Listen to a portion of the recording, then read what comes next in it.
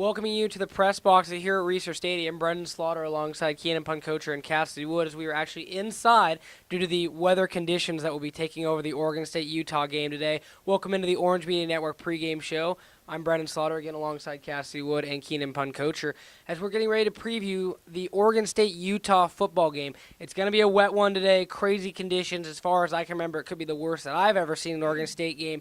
A lot of rain, a lot of wind. It's going to be a crazy game. Cassie, what are the keys to an Oregon State defensive performance today? All right, so first of all, and most importantly, the Beavers need to come out strong in their rush defense. Last week against Cal, they're a predominantly passing team, and yet the Beavers still allowed 317 yards on the ground. So just making sure that they stay on top of their rush defense. Utah has two of their key running backs that are going to be out today due to injury, but the quarterback, Troy Williams, knows how to get out of the pocket. He runs a lot, so just making sure we can step it up, stop the run early. That's how we're going to get that win. Secondly, on Monday, Coach Anderson said that we're going to see some freshmen out there stepping it up today. So we saw Joe Robinette last week playing against Cal. He's going to play again today, so if the freshmen can step it up, stop those drives. And thirdly, the Beavers need to come out and play a full 60 minutes. Utah in their past couple games have gotten a victory in the last fourth quarter. So just making sure they can execute up until the end of the game is going to be key. That is absolutely key, and Utah has had some fourth-quarter wins, including last week against Arizona where they came back in that game. And it also is worth noting that Utah's only loss on the year is to a California team that Oregon State just beat.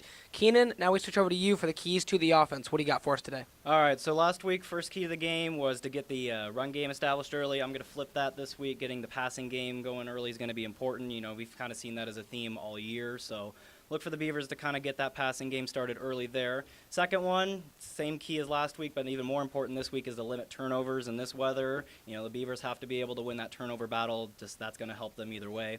Third key, the wide receivers have to be able to get open. You know, we've seen that as another theme in practice. Maybe the communication isn't there, so the receivers have to run their routes, get open, so that way the Beavers can also establish that passing game early on. With weather like this, it is absolutely necessary to get the passing game going. It could be tough with a lot of rain, receivers trying to run double moves. Look for Oregon State to do a lot of quick screens and even little bubble screens and swing passes to try to get their playmakers in space against this very good Utah defense. And now we'll talk bowl predictions from each of you. Cassie, what do you got first for Oregon State bowl prediction today? All right, bold prediction. Well, today, again, the weather's going to be really crappy. I think the ball's going to be slippery. I think there's going to be a lot of fumble recoveries. I'm saying Joe Robinette, he picks up a fumble recovery, runs it back for a pick six. That is definitely bold for the freshman, all 6'8" of him. Keenan, what do you got?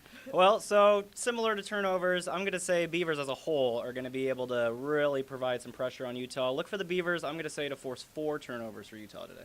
Mine's very similar to Keenan's. Obviously, Utah puts the ball on the ground, fumbles more than any other team in the Pac-12. I'm going to say that's going to hold true. I think the Beavers force 4 fumbles today. Now we're going to talk score predictions to wrap it up. Cassie, who do you got in this game and why? All right. Embarrassingly enough, last week I did pick Cal with a big spread. Seeing how the Beavers executed last week, I'm going to have to say this week I do pick the Beavers. I think it's going to be close. It's going to be 37-33. A lot of points scored for this wet game. Keenan, how about yourself? All right, well, I as well am with Cassidy here. I picked Cal a little too early last week, so I'm going to say Utah, good team, but I think the Beavers are actually going to carry the momentum over from the Cal win. It's going to be a little bit low scoring because of the weather. I'm going to say the Beavers. Utah is a 7-point favorite, but I'm going to say the Beavers 21-14 in this game. 2 big upsets for my counterparts today. I guess I got to go with the trend. Utah is a 7.5-point favorite, down from 14 when it opened earlier this week. It's hard not to bet against Oregon State with the conditions in their favor here, I believe, at home. State of Utah, second to last in total rainfall. Utah doesn't play in this kind of weather. I think Oregon State's got this one. I got the Beavers in a very low-scoring game. I got them 17-14 with, regardless of the weather conditions and regardless of the win, Garrett Owens kicks the game-winning field goal. So now we'll send it over to Josh Warden and Brian Rathbone for the rest of the OMN pregame show. All right, thanks, Brendan. We're here in the press box ahead of the Oregon State-Utah football game in the Orange Media Network football preview. I'm Josh Warden. This is Brian Rathbone with the Orange Media Network. We're going to do our little back-and-forth 3-question combo between us. My first question for you, Brian. It's been 3 games since Daryl Garrettson has thrown for 100 yards. 3 consecutive games, hasn't hit the century mark.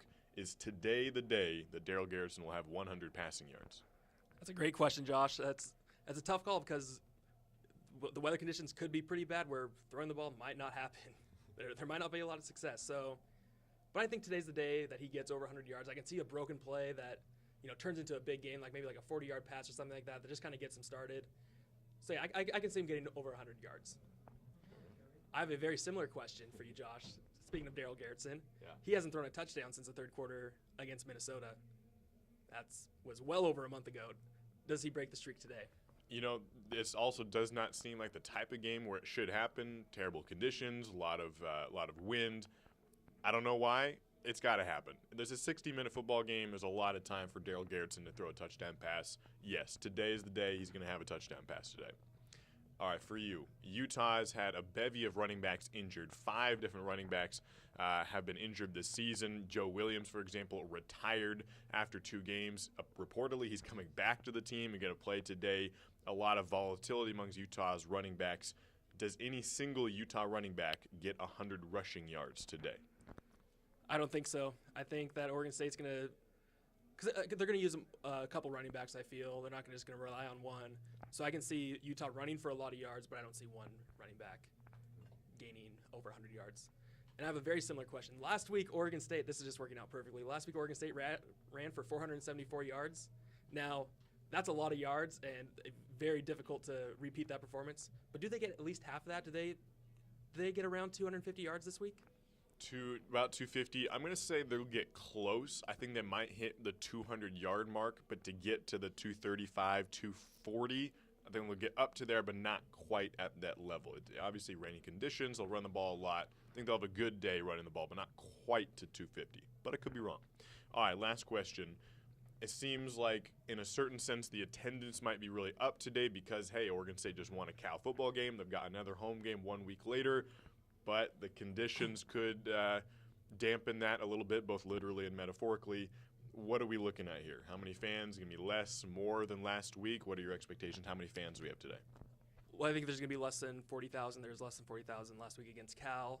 It's a day game, which is good, but I think the weather and just kind of the how bad the weather could get is going to keep people from making that drive. I know some people are already kind of just like, I'm just going to let this game go. We'll come to the next one.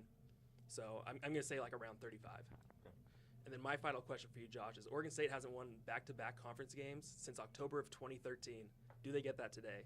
The first conference win. I'm going to say no. Utah's a very good team. I think Oregon State could make it a close game. Obviously have the chance of winning, but I don't think that Oregon State's going to pull out today. Utah's a ranked team. They're number 24 in the country, and OSU's riding high after that Cal win last week, but this is still a good Utah team. That leads in perfectly to our score predictions. I just said that Utah's going to win. Here's my prediction. 27-14. Not going to be super high scoring. I don't think it's going to be very low either. The wet conditions actually could cause a fumble recovery for a touchdown. You never know. It could actually cause higher scoring. So 27-14 in favor of Utah. Brian, your score prediction today? I'm going to go the opposite of you, Josh. I'm going to call the Oregon State win. I think the weather kind of neutralizes some things. I remember last year when they played Utah. Utah was like in the top 10 at the time, and Oregon State played them really tough, played them really close. I think these two programs know a lot about each other, and so I see it being a low-scoring game, and I see Oregon State coming out on top 17-12. 17-12. I like the non-traditional score number. I like going there. I feel lonely. The Orange Media Network hosts strongly in favor of Oregon State taking this game. I'm sticking with Utah, but I'd be happy to see myself be wrong. We'll see. So for Brian Rathbone, Cassidy Wood, Keenan Puncocher, and Brendan Slaughter, I'm Josh Warden. Watch the Orange Media Network football recap after the game, and thanks for watching the Orange Media football preview as well. Catch the play-by-play on kbvr.com/listen.